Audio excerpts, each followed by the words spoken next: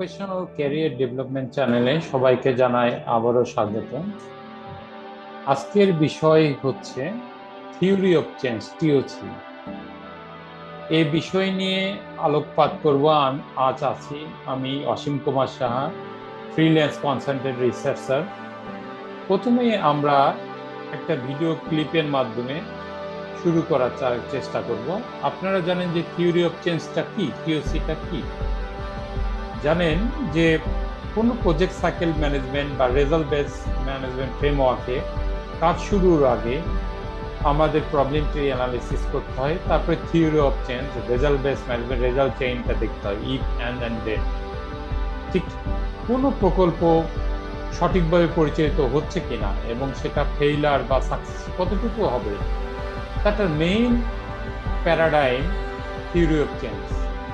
অনেকে logical framework অর্থাৎ LFA দিয়েও করে, বা অনেকে থিওরি অফ চেঞ্জ টিওসি দিয়েও করে। দুটাই খুবই গুরুত্বপূর্ণ পার্ট প্রজেক্ট সাইকেল ম্যানেজমেন্ট। আমি মূল সেশনে চলে যাচ্ছি। প্রথমে আমরা একটা ভিডিও ক্লিপ দেখব। আপনারা দেখছেন যে যে থিওরি অফ চেঞ্জের ক্ষেত্রে আমাদেরকে অনেক কিছু স্টেপ বাই স্টেপ দেখতে হয়। প্রথমত আমাদেরকে চিন্তা করতে হবে এই থিওরি অফ চেঞ্জের ক্ষেত্রে কি ধরনের বিষয়বস্তু আছে, অর্থাৎ আমাদের কিছু সিচুয়েশন অ্যানালাইসিস করতে হয়। তারপরে আমাদের দেখতে হয় কি ধরনের আর্থসামাজিক সমস্যা রয়েছে আমাদের কমিউনিটিতে, অর্থাৎ সোশ্যাল প্রবলেমকে আইডেন্টিফাই করতে হয়। এরপরে করতে হয় আমাদের কি ধরনের রিসোর্স বা অ্যাসেট রয়েছে এই প্রবলেমটাকে মিটিগেট করতে। এবং শুধু এটা করলে হবে না, কারা রোল প্লে করবে, অর্থাৎ টার্গেটেড বেনিফিশিয়ারি, ডিরেক্ট ইনডিরেক্ট কারা রয়েছে, লোকাল কমিউনিটি বা কোনো স্পেশালাইজড গ্রুপ বা স্পেসিফিক জেন্ডার ফোকাস বা আদার্স মাইনরিটি, বিভিন্ন সেক্টর। এছাড়া রয়েছে স্টেক হোল্ডার, বিভিন্ন government non government stakeholder, যারা আমাদের প্রকল্পের সাথে অ্যালায়েন্স হিসেবে থাকে।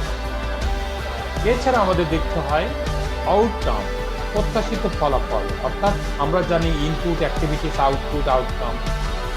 আমরা 2 বছর 3 বছর 4 বছর প্রজেক্ট পরিসমাপ্তির পর কিছু শর্ট টার্ম, মিড টার্ম বা লং টার্ম আউটকাম রেজাল্ট আমরা পেতে পারি। সেই পাথওয়ে তো আমরা স্টিকি নোট পেপারের মাধ্যমে হোয়াইট বোর্ডে প্রেজেন্ট করা যেতে পারে। এরপরে রয়েছে অ্যাক্টিভিটিস, কিছু অ্যাসাইন স্পেসিফিক অ্যাক্টিভিটিস, যেটা আমাদের কোর গোলস অবজেক্টিভকে কিভাবে লিঙ্কেজ বিল্ডিং করে এবং intervention area, project implementation area কিভাবে সহায়তা করে। এছাড়া রয়েছে বিভিন্ন ধরনের ইম্প্যাক্ট, অর্থাৎ ভবিষ্যতে আমরা কি ধরনের ইম্প্যাক্টটা পাবো, সেটি শর্ট টার্ম না লং টার্ম ইম্প্যাক্ট। সাধারণত আমরা 4 বছর পরে আমরা লং টাইম ইম্প্যাক্ট, কিংবা আরো পরে আমরা যখন এক্সপোসিবিলিশন করি আরো 5 বছর পর, ঠিক 10 বছরের মাথায় আমরা কিছু ইম্প্যাক্ট পেতে পারি। আবার কিছু কিছু শর্ট টাইম ইম্প্যাক্ট প্রজেক্টে 2 বছর মাথায়, 3 বছরের মাথায়, প্রজেক্টের ফেজ আউট পিরিয়ডও পাওয়া যায়। এবং এগুলোকে করতে হলে অবশ্যই আমাদের মাথায় চিন্তা রাখতে হবে অ্যাজাম্পশন, আমাদের কি ধরনের রিস্ক গুলো রয়েছে, প্রবাবল রিস্ক, সেগুলো মিটিগেশন কিভাবে করা যায়, যেগুলো নেগেটিভ ইন্টেন্ডেড রেজাল্ট আনতে পারে সেগুলো মিটিগেট করে আমাদের পজিটিভ ভাবে চলতে হবে। সেক্ষেত্রে আমাদের অবশ্যই থিওরি অফ চেঞ্জের ক্ষেত্রে এই সব কিছু ইন্ডিকেটরকে অ্যালাইন করে আমাদের চিন্তা ভাবনা করতে হবে, তাহলে আমরা থিওরি অফ চেঞ্জের প্রেক্ষাপটে ঢুকতে পারবো। আজ আমি প্রথম পার্ট এখানেই রাখছি। ধন্যবাদ সকলকে।